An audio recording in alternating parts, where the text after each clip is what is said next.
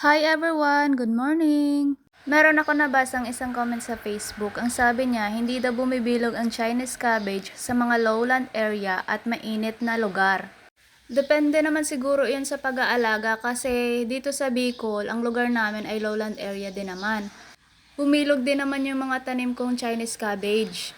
Ngayon nga may second batch na ako nitong tanim. Yung iba ay sa paso ko inilagay at yung iba naman ay sa raised bed. Bawat raised bed ay nilalagyan ko ng marigold at basil, mga pangontra ito sa peste. May mga tanim nga rin akong cabbage, sa paso ko nga din ito nilagay dahil limited lang din ang taniman ko. Kung kagaya nga rin kita na maliit ang space ay pwede kang magtanim sa mga plastic bottles at sako. Dahil ika nga kapag gusto ay maraming paraan. At kailangan mo lang din ng sipag at tiyaga. Alam kong ang pagsisimula ang pinakamahirap sa lahat pero kung hindi mo sisimulan ay walang mangyayari.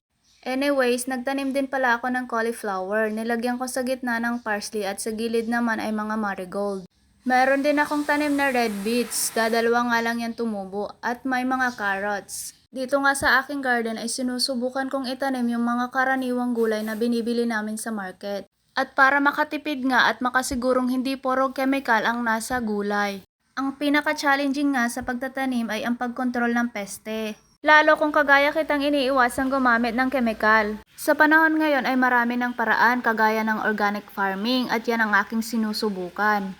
Disclaimer lang din po, hindi ako eksperto pagdating sa mga ganitong bagay. Araw-araw ay nagre-research ako upang matuto. Dahil naniniwala ako na ang lahat ng bagay ay natututunan. Kaya ikaw na nanonood nitong video, ano pang iniintay mo? Magtanim ka na rin upang ikaw ay may anihin.